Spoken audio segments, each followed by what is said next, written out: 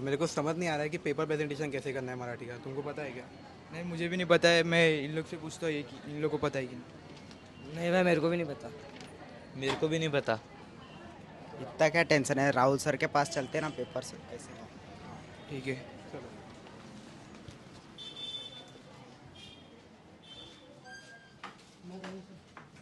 Coming sir. Sir paper presentation का थोड़ा problem था मराठी में, कैसे कंटेंट क्या लिखना रहता है उसके अंदर। राहुल सर आपका माइक, मेरा माइक ही है, ओंकार सर मेरा माइक है, इसी से काम करना है। ठीक है, दूसरा माइक है तो ओंकार सर मेरी आवाज़ आ रही कि नहीं आ रही है? ये पहले आ जाओ सब लोग। ओके, अब देखो आपके जो 1 बाय 1 क्वेश्चंस हैं उस क्वेश्चन का आंसर तो मैं ज़रूर दूंगा। मैं चाहता हूँ कि ये मैं आपको प्रेजेंट भी ऑन कर दूं लाइट का। ये जो चीज़ें हैं अगर मैं आपको बताते जाऊँ और उसके अकॉर्डिंग आप बहुत सारी चीज़ों के बारे में आपको समझ में आ जाएगा। अब देखो मेरे पास, पहले आप अपना पेपर दे दो, चलेगा? मैं एक एक जन का ले लेता हूँ पेपर। अब देखो मेरे पास ये मराठी का पेपर है और एक और मेरे पास मराठी का पेपर है। ये दो पेपर आपको दिखाई दे रहा होगा। पहले मैं कुछ चीज़ें बता दे रहा हूँ, फिर आप अपने क्वेश्चंस पूछ सकते हैं मुझसे। अब देखो दोस्तों, यहाँ पे ये जो पेपर लिखा है, इस पेपर में क्या क्या प्रॉब्लम है वो मैं आपको बताना चाहता हूँ कि जो आपके बोर्ड के पेपर में ना हो। बाकी लोग भी ध्यान देना। सबसे पहली अच्छी चीज़ है कि इन्होंने साइड से लाइन ड्रॉ किया है। किसी का पेन या पेंसिल हो प्लीज़ मुझे दे दो। ये एक सबसे परफेक्ट है कि इन्होंने साइड से लाइन ड्रॉ किया है, ये सबसे अच्छा है। दूसरी चीज़, इन्होंने बॉक्सेस बनाए। कभी भी पेपर में स्टार्टिंग का 2 से 3 पेज बहुत अच्छा होना चाहिए, क्योंकि जब पेपर चेक करेगा, पहले पेज, दूसरे पेज, तीसरे पेज पे वो ज़्यादा रीडिंग करता है। आगे का उतना वो रीडिंग नहीं करेगा, आगे बस थोड़ी बहुत चीज़ें देख देख के मार्क्स देते जाएगा। तो स्टार्टिंग का 1-2 पेज आपके लिए बहुत अच्छा होना चाहिए। अब यहाँ पे देखो इन्होंने इसको प्रॉपर बॉक्स किया है, ये वाले पार्ट को। यहाँ पे अगर आप ध्यान से देखोगे तो यहाँ पे इन्होंने जो बॉक्स किया है उसमें एक प्रॉब्लम आपको दिख रहा होगा कि इन्होंने हाथ से ड्रॉ कर दिया है। Yes sir. किया है? हाँ सर। हाँ, तो ये आपने हाथ से ड्रॉ किया, तो ये आपको क्या करना है? पेंसिल से ड्रॉ करना है। पेंसिल नहीं, पेंसिल से करो, पर ये हाथ से मत ड्रॉ करो। इसको स्केल का प्रॉपर यूज करना है। पहली चीज़ प्लीज़ आप लोग भी नोट डाउन कर लेना। अब देखो मैं आगे की ओर आ रहा हूँ। इन्होंने एक बहुत अच्छा काम किया है, क्योंकि ऑलरेडी मेरे ऑफलाइन बैच के स्टूडेंट है तो इनको पता है कि मैंने बोला है कि कोई भी चीज़ अगर आप लिख रहे हो रॉन्ग हो जा रहा है, रॉन्ग होना भी चाहिए, तो उसको 1 लाइन से कट करो, ऊपर लिख दो। अभी मैं यहाँ पे इन्होंने क्या लिखा है क्या नहीं लिखा है उसके बारे में नहीं बोल रहा हूँ, बस मैं यहाँ पे इनको बता रहा हूँ पेपर प्रेजेंटेशन इनका कैसा होना चाहिए। इन्होंने ये स्पेलिंग रॉन्ग किया, उससे मेरे को कुछ लेना देना नहीं है। दूसरी चीज़, अगर आप ध्यान से देखोगे, देखो यहाँ पे इन्होंने थोड़ा सा सही नहीं किया है। अगर ये पूरा पेज है कैमरे के सामने, अगर आप ध्यान से देखोगे तो सबसे पहले इनकी ये गलती दिखाई दे रही है। पेन एक मुझे दे दो, वहाँ पे होगा, देखो बाहर होगा पेन। मिल गया जाने दो। तो अगर आप ध्यान से देखोगे तो मैंने हमेशा बोला कि समझो एक पेपर है, अगर मैं ऐसे कर देता हूँ और देखो मैं एक लाइन से ऐसे कर रहा हूँ, आप खुद स्क्रीन पे देखो और आप लोग तो सामने देख रहे हो, बताओ सबसे पहला हाईलाइट कौन हो रहा है?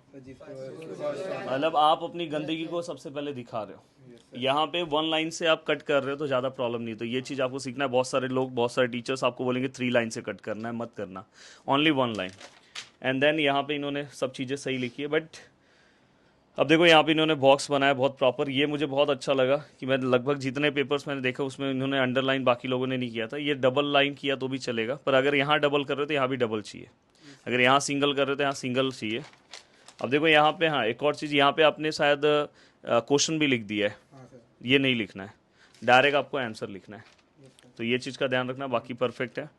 अब यहाँ पे, हाँ अब देखो ये जो आप आंसर लिख रहे हो तो इसमें अगर कुछ हाईलाइट वर्ड्स है, जैसे ये कितने 3 मार्क्स का क्वेश्चन है स्थूल वाचन का, हाँ तो ये 3 मार्क्स का क्वेश्चन है, तो इसमें आपको ये ध्यान रखना है कि कहीं कभार कुछ मेन पॉइंट्स अगर आप उसको अंडरलाइन कर दोगे पेंसिल से तो हो सकता है कि आपको 3 में से 2.5 मार्क्स मिल जाए। आउट ऑफ मार्क्स मिलना थोड़ा सा टेंशन वाला है, पर फिर भी इतना मिल जाएगा। अब देखो यहाँ का पार्ट है, अगर आप ये ग्रामर का पार्ट देखोगे ये भी इन्होंने बहुत सही लिखा है कि पेपर फटाफट चेक होते जाएगा, ऐसा दिखाई देगा। हाँ थोड़ा सा देखो ये थोड़ा ध्यान रखना अपने पेपर में, स्टार्टिंग के 3-4 पेज तक ये देखो ये जो लाइन है ये पूरा प्रॉपर ड्रॉ होना चाहिए ये सब। बाकी आपका राइटिंग जैसा भी हो आपको वही राइटिंग मेंटेन करके चलना चाहिए। हाँ ये देखो यहाँ पे इन्होंने दिनांक लिखा है, ये लिखना नहीं है, डायरेक्ट आपको ये लिखना है।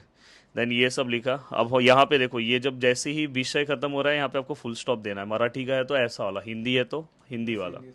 देन इसके बाद अब देखो आगे का इन्होंने लिखा है, हाँ कोशिश करना कि लेटर के अंदर ऐसा मिस्टेक ना हो।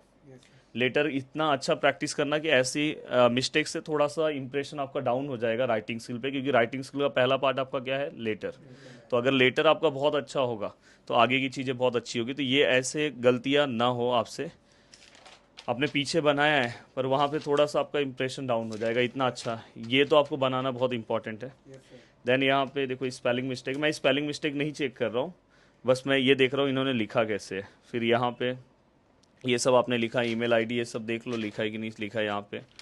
देन इसके बाद नेक्स्ट क्वेश्चन यहाँ पे ये इन्होंने लिखा है, आई थिंक विज्ञापन के ऊपर है क्या, क्वेश्चन आंसर फॉर्मेट में है, ऐसा आ सकता है। ये वृत्तांत लेखन है। देखो यहाँ पे इन्होंने प्लेस का नाम और डेट लिखा, उसके आगे से भी स्टार्ट कर सकते हो, नीचे से भी स्टार्ट कर सकते हो। पैराग्राफ 2 मेंटेन होना चाहिए, ये पैराग्राफ इस पैराग्राफ से मैच होना चाहिए, उन्होंने किया है। एक इनका एक सबसे अच्छा पार्ट आप देखोगे इन्होंने लास्ट में, इनकी राइटिंग जैसे भी हो, मैं ये नहीं बोल रहा बहुत अच्छी राइटिंग है, नॉर्मल राइटिंग है, पर इन्होंने मेंटेन रखा है लास्ट का लाइनिंग।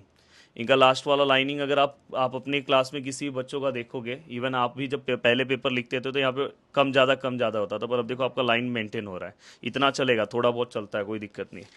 तो इस तरह से अब देखो इन्होंने ये पूरा लिखा है निबंध। अब इतना कोई निबंध नहीं पड़ेगा, पर इन्होंने जो लास्ट में कुछ लिखा है तो उससे थोड़ा सा इनका इम्पैक्ट अच्छा पड़ेगा। जिससे निबंध 8 मार्क्स का है तो उससे इनको ज़्यादा मार्क्स मिलने के चांसेस है। मैं आपको एक पेपर दिखाना चाहता हूँ स्टार्टिंग में, आई थिंक ये पेपर है। देखो ये पेपर भी अच्छा पेपर लिखा है तो आपको देखना चाहिए। एक सेकेंड, अब इनका राइटिंग भी इतना अच्छा राइटिंग नहीं है, बट इन्होंने नीट और क्लीन पे बहुत ध्यान दिया है। देखो इन्होंने जो देखो प्रॉपर स्केल से बनाया है, तो ये देन अगर आप ध्यान से देखोगे प्रॉपर, इन्होंने ज़्यादा कुछ अंडरलाइन ये सब नहीं किया, पर उनका पेपर देखो कितना नीट और क्लीन है। इन्होंने मार्किंग का भी ध्यान नहीं दिया उतना अच्छा, पर इन्होंने जो लिखा है वो बहुत सही से लिखा है। अभी देखो इन्होंने यहाँ पे लिखा है, थोड़ा सा इनको क्या करना चाहिए था, अंडरलाइन। दिखाई दे रहा है कि नहीं, अंडरलाइन करोगे तो थोड़ा सा पेपर चेक करने में इजी होता है, जल्दी पेपर चेक हो जाता है। बाकी ये देखो यहाँ पे देखो यहाँ पे इन्होंने फुल स्टॉप सब मेंटेन रखा है, तो ये सब चीज़ें सही है। कि ईमेल भी लिखा है लास्ट में। हाँ। अब देखो यहाँ पे, हाँ मुझे ये विज्ञापन थोड़ा सा सही लगा। देखो विज्ञापन में 2-3 चीज़ें होनी चाहिए, वैशिष्ट, देन इसके बाद आपको यहाँ पे संपर्क में ये, हाँ बट ये ट्राई करो कि ये पता जो है वो नीचे लिख दो तो भी चलेगा। ये अगर फ़ोन नंबर और ईमेल ऐसे आजू बाजू में लिखो, उसके बाद पता लिखोगे तो भी चलेगा। थोड़ा सा इन्होंने सत्यम आइसक्रीम जो है वो थोड़ा सा छोटे में लिखा है, थोड़ा आपको बड़े में लिखना चाहिए। बाद में इन्होंने कहानी लेखन लिखा है, कहानी लेखन में क्या गड़बड़ किया है बता सकते हो?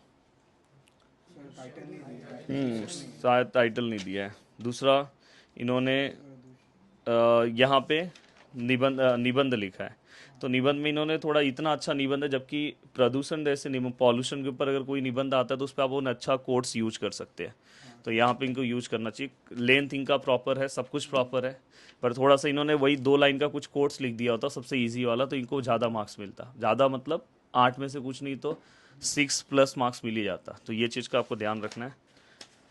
बाकी सब कुछ सही है। अब आपके क्या क्वेश्चंस हैं वो मुझसे पूछ सकते हो, मराठी से रिलेटेड। हाँ, क्योंकि स्पेशली ये पेपर है, बाकी का तो मैं कैमरे के बाद बताऊंगा ही आपको। कुछ क्वेश्चंस है, किसी को पूछना है, डरो मत पूछो। सर स्वमत के बारे में आपसे पूछना था। स्वमत के बारे में? हाँ सर। क्या पूछना है?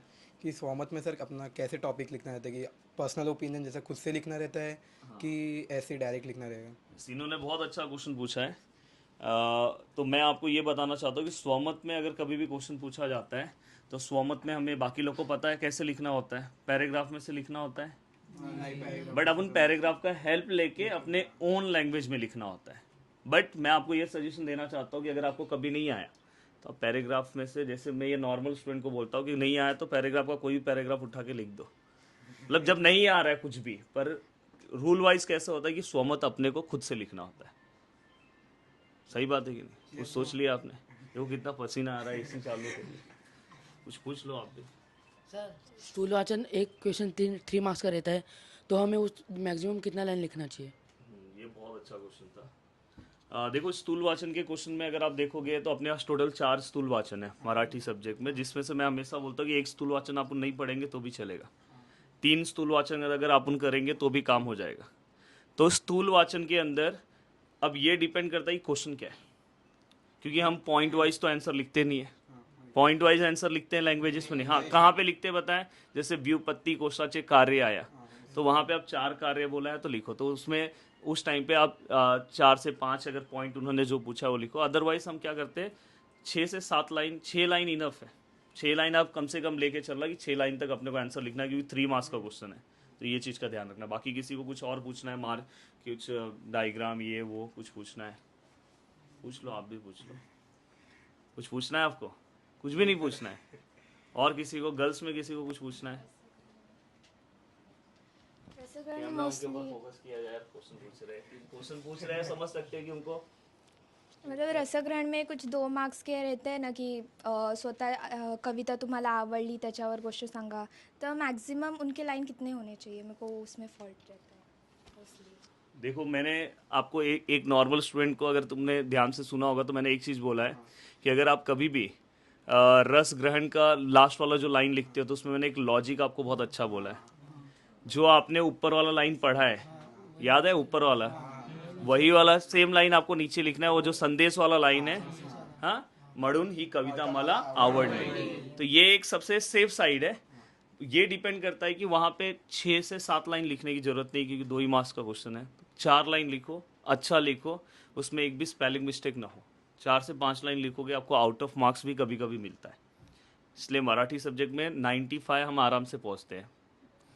तो वो डिपेंड करता है कि आप कैसा लिख रहे हो। अगर आपने स्पेलिंग मिस्टेक कुछ किया तो गड़बड़ हो जाएगा। ठीक है, बहुत अच्छा क्वेश्चन पूछा है आप। मैं चाहता हूँ कि आप एक आध क्वेश्चन पूछ लो। पहले बना लो क्वेश्चन मन में। सर, हमें स्वमत में भी प्रोवर्ब्स का यूज़ करना चाहिए? स्वमत के अंदर मैं आपको ये बोलना चाहता हूँ कि कैसा क्वेश्चन पूछा है उसके ऊपर डिपेंड करता है। जैसे अगर इन जनरल क्वेश्चन, जैसे पॉल्यूशन से रिलेटेड कुछ क्वेश्चन पूछा है तो आप यूज़ करो, पर अगर कुछ जैसे कि कुछ एग्जाम्पल देने के लिए बोला है, कुछ अलग बोला है, तो उस टाइम पे मत करो। तो डिपेंड करता है कि क्वेश्चन कैसा आता है। तो वो क्वेश्चन के वैरायटी के ऊपर डिपेंड करता है कि जैसे कुछ क्वेश्चंस हैं, जैसे अभी जो इन जनरल निसर्ग के ऊपर कोई क्वेश्चन है तो आप पूछ सकते हो, पर्यावरण पे कोई क्वेश्चन है तो आप लिखो। बट कुछ ऐसे क्वेश्चंस होते हैं कि जो पैसेज से रिलेटेड पूछा है, कि समझो पैसेज अगर किसी स्पेसिफिक पर्सन के ऊपर है, जैसे निरंजन के ऊपर पैसेज है, निरंजन की कुछ क्वालिटीज़ बोली है, तो आपको उसके अकॉर्डिंग लिखना है, उस टाइम पे नहीं चलेगा। ठीक है, तो उम्मीद कर रहा हूँ कि आपको मैंने बहुत अच्छे तरीके से बताया और आपको सभी चीज़ें समझ में आ गई है। मिलते हैं दोस्तों नेक्स्ट वीडियो में। आप सभी लोग का दिल से थैंक्स। आपके भी डाउट्स क्लियर हो गए होंगे और इनकी वजह से आपके भी डाउट्स क्लियर हो गए होंगे। प्लीज़ इन सभी लोगों के लिए अच्छा कमेंट करना, इनको भी ऑल द बेस्ट बोल देना, आपको भी ऑल द बेस्ट, क्योंकि इनका भी 10th का पेपर है और आपका भी है। ये भी बहुत मेहनत कर रहे हैं। आप देख सकते हो मेरे पास इस समय बोर्ड के बहुत सारे पेपर, सभी के हाथ में पेपर्स है। देखो, ऐसे ही नहीं है कि ऐसे ही उठ के आ गए, सब लोग मेरे पास पेपर चेक कराने आए हैं और ये भी बहुत मेहनत कर रहे हैं। तो मैं चाहता हूँ कि आप जहाँ पे भी हो, लास्ट टाइम पे सबसे ज़्यादा इंपॉर्टेंट होता है कि आप जितना पेपर लिखते हो, और पेपर बस लिखना इंपॉर्टेंट नहीं है, पेपर आपको कोई अच्छा इंसान आपके आजू बाजू में उससे दिखाओ तो आपको आपकी गलतियाँ समझेगी, और फिर इसके बाद आप कंटेंट पे काम करो, फिर पेपर लिखो। तो जितना पेपर आप लिख सकते हो लास्ट टाइम पे, आपको बोर्ड के दिन जब पहला पेपर आप लिखोगे तो आपको बहुत अच्छा लगेगा कि मेरा पेपर सबसे पहले हुआ। इसलिए आपको, आप भी अगर किसी भी क्लासेस या कहीं जाते होंगे, प्लीज़ पेपर लिखो और अपने अच्छे टीचर्स जो भी होंगे उनको दिखाओ। ओके, वीडियो को देखने के लिए दिल से thanks. Thank you so much दोस्तों। मिलते हैं नेक्स्ट वीडियो में। बाय बाय, टेक केयर, जय हिंद।